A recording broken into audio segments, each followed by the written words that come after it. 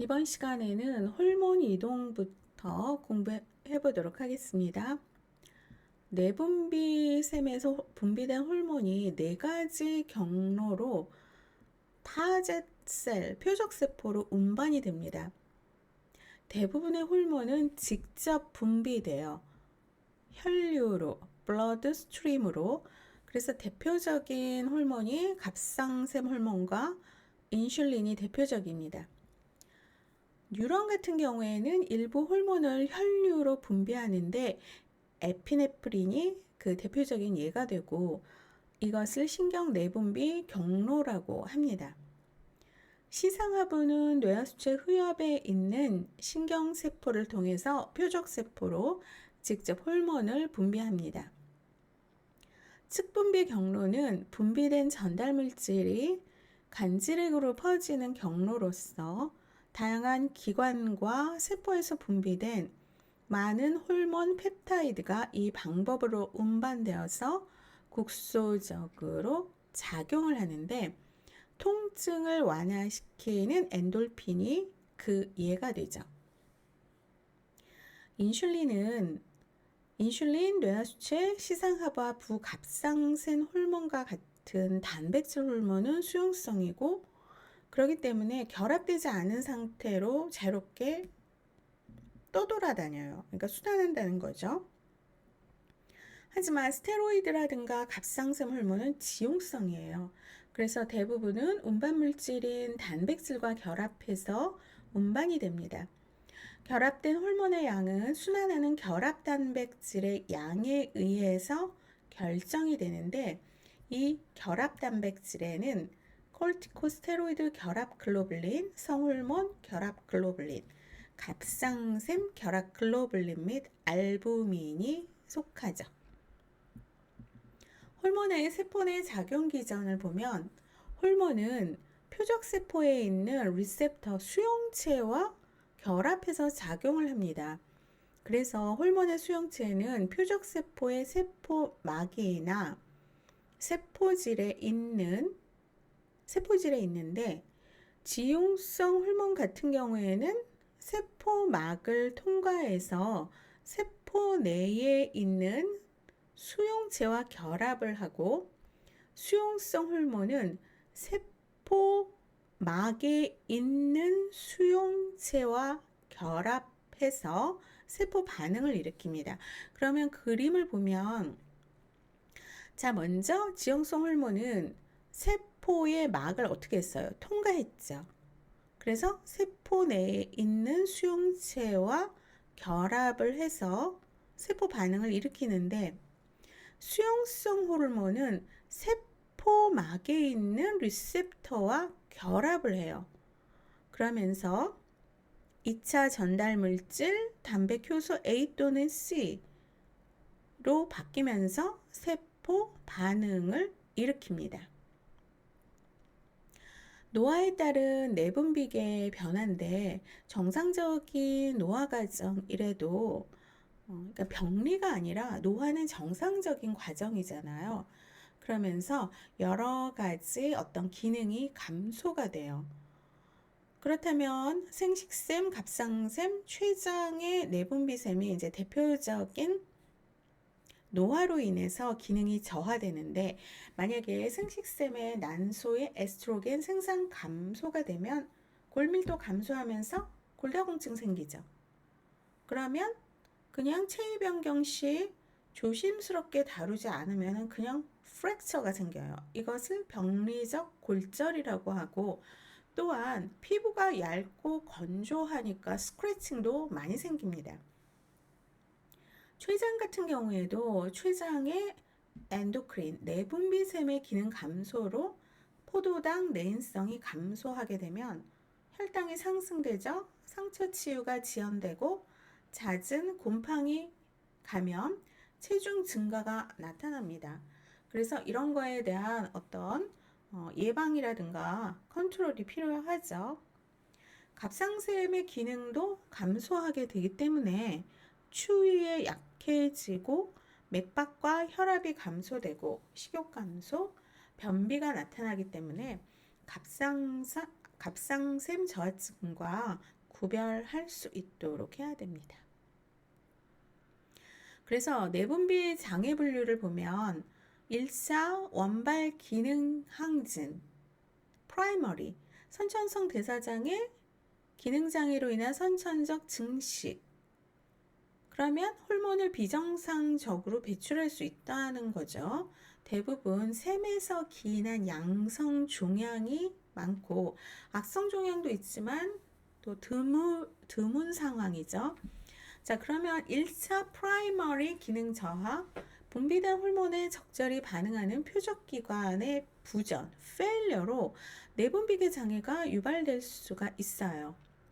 샘의 선천적 결함이나 감염, 샘을 파괴하는 종양 등이 포함이 되고 갑상샘이나 부갑상샘 및 부신의 기능 저하는 자가면역 질환과 관련이 있습니다. 2차 속발, 세컨더리 기능 항진, 뇌하수체나 시상하부의 문제로 증가된 뇌하수체 호르몬이 표적샘의 호르몬 분비를 촉진시킵니다. 2차적으로 부신이나 갑상샘 등의 기능 항진이 초래될 수 있죠. 또한 비분비성 질환으로도 유발될 수도 있고 콩팥 기능 상실의 합병증으로 부갑상샘 항진증이 초래되거나 간 경변으로 인해서 알도스테론 과다증이 진전될 수도 있습니다. 2차 속발 기능 저하는 표적샘의 호르몬 분비를 조절하는 다른 2차적 원인에 의한 것으로 생식샘이나 갑상샘, 부신피질의 기능 저하는 2차적으로 뇌하수체 기능 부전으로 인해서 진전될 수 있습니다. 의인 내분비 질환이라고 해서 아야트로픽이라고 하는데 이거는 치료의 목적으로 시도한 방법이 장애를 일으키는 것이에요. 예를 들어서 호르몬 대체를 위한 호르몬을 투여하거나 염증 및 비만, 불임을 조절하기 위해서 호르몬을 투여를 했을 때 이럴 경우에 이제 내분비 장애가 발생할 수가 있죠. 그래서 불임 때 이제 호르몬을 투여하면은 아사이티스까지 발생하는 그런 대상자들도 많이 있었거든요. 비내분비 기관의 호르몬 생성, 비분비성 종양에 의한 호르몬의 과잉 생성은 내분비샘의 기능 항진을 일으키는 흔한 원인이 되고 있습니다. 폐나 흉선, 췌장의 암은 호르몬의 과잉 생성과 관련되기도 하죠.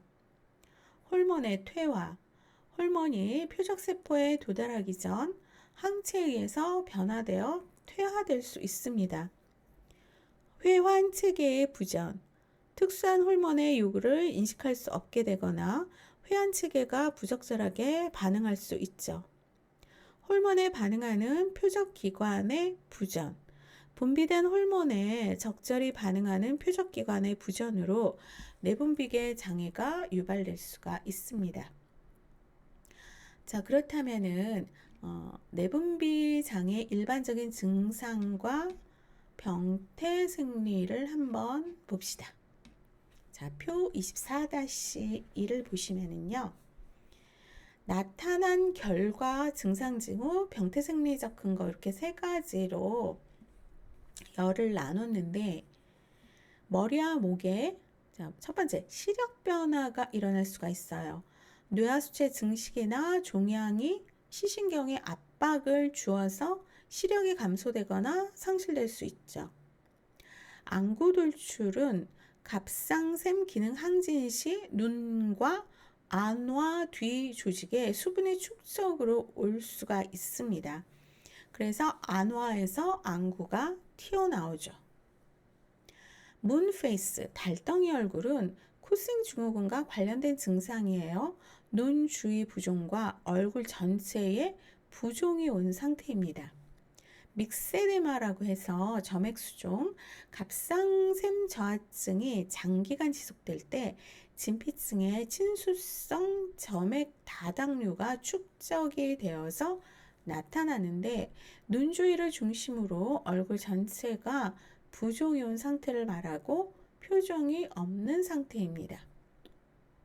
갑상샘 기능 장애 또는 요오드 결핍 시 갑상샘종이 나타나서 갑상샘 항진증이나 갑상샘 저하증에서 볼 수가 있는데, 갑상샘이 굉장히 커져 있는, 그러니까 증식된 상태로 나타납니다. 피부에는 먼저 피부 착색이 증가가 돼요. 멜라닌 세포 자극 호르몬 MSH의 증가로 인해서 에디슨병이 있을 때 나타나는데, 피부 색소가 짙어지고 특히 피부가 겹치는 부위에 증가합니다. 피부선, 피부 표면 아래에 자줏빛 붉은색 표시가 있어요. 보통 복부, 유방, 또 엉덩이에서 볼 수가 있는데, 이것도 쿠싱 증후군의 증상으로 나타나죠. 갑상샘 저하증의 증상으로 나타나는 것이 피부 촉감 변화입니다. 거칠고 차며 건조한 피부가 됩니다. 또한 갑상샘 저하증이나 항진증, 뇌하수체 샘의 분비 감소 시에 겨드랑이 털과 음모가 감소가 돼요. 이거는 이제 털의 분포가 변화된 거죠. 그리고 여성에게서 얼굴에 털이 많아집니다.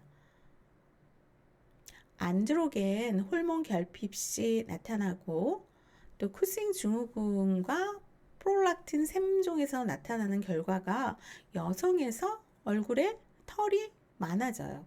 안드로겐 호르몬이 결핍이 되면 겨드랑이의 털과 음모가 감소가 되죠. 주로 다리와 발에서 피부 궤양이 나타나는데, 당뇨성 발궤양이 오는 상태로 말초신경병이나 말초혈관 질환으로 인해서 진전이 됩니다. 그 다음 근골격계, 근육 강도와 근육량이 변화되면서 전신적인 허약감과 피로감이 나타나고 근육량이 감소가 되는데, 이거는 뇌하수체나 갑상샘, 부갑상샘, 부신 등의 기능 장애와 당뇨병, 요붕증 등의 뇌 분비 질환 시 흔히 나타납니다. 특히 성장 호르몬 결핍 시에 볼 수 있거나 쿠싱 증후군에서 단백질 소모 시 2차적으로 나타납니다. 뼈와 연골이 증식이 되는 경우가 있는데, 자, 성인에서, 아동이 아니라 성인에서 성장 호르몬이 과다해서 뼈 조직을 두껍게 하고 서서히 증식하는 상태로 말단 비대증에서 나타나는데, 얼굴 모습이 굉장히 거칠어져요. 그리고 손과 발의 크기가 증가하게 되죠. 영양은 체중과 혈당이 변화가 되어서 체중 감소, 체중 증가, 혈당 내 당이 증가를 하는데, 갑상샘 항진증 시 대사율의 증가로 인해서 체중이 감소가 됩니다. 그리고 갑상샘 저하증, 쿠싱 증후군에서 체중이 증가가 돼요. 그리고 당뇨, 쿠싱 증후군, 성장 호르몬이 과다 분비가 되면 혈청 내 당이 증가가 됩니다. 자, 신경계에서는 갑상샘 저하증 시 대사율이 감소가 되면은요, 정신 상태가 흐리고 기면 상태가 되는, 이제 멍한 상태가 나타나죠. 그리고 칼슘 경직, 테타니, 이거는 상당히 중요하죠. 부갑상샘 저하증 시 심한 칼슘의 결핍으로 주로 사지 근육에 내가 맘대로 할 수 없는, 제어할 수 없는 불수의적 근육 경련이 나타납니다. 그리고 이제 경련을 넘어서 이제 발작까지 가는 거는 프롤락틴 샘종 시 항이뇨 호르몬의 과다 분비와 당뇨병의 합병증이 나타나면서 심한 갑상샘 저하증 시 수분과 전해질의 불균형이 나타나서 갑작스럽게 근육에 불수의적 수축이 나타날 수가 있습니다. 위장계 같은 경우에는 변비가 많이 생기죠. 장 운동이 느려지는데, 갑상샘 저하증, 칼슘 불균형으로 인한 부갑상샘 항진증 시 올 수가 있습니다. 성기능 변화, 월경 불순, 성욕 감퇴, 발기부전, 뇌하수체 샘 기능 저하나 성장 호르몬 과다, 갑상샘 기능 장애, 부신피질 장애 등의 여러 내분비샘의 장애로 인해 성기능에 영향을 받아서 나타날 수가 있습니다. 소변의 양이 과다해지는 것, 단요죠. 당뇨병이나 유봉증 시 나타나고, 갈증이 심한 상태, 다음이에요. 고혈당으로 인해서 수분이 많이 배설된 당뇨병이나 유분증 시 나타납니다. 그 다음에 추위에 민감하고 더위에 민감해지는 체온 조절 장애가 일어나는데, 갑상샘 저하증 시 대사 과정의 감소로 인해서 추위에 민감해지고, 갑상샘 항진증 시 대사 과정의 증가로 더위에 민감해지죠. 자, 이번 강의는 여기서 마치도록 하겠습니다.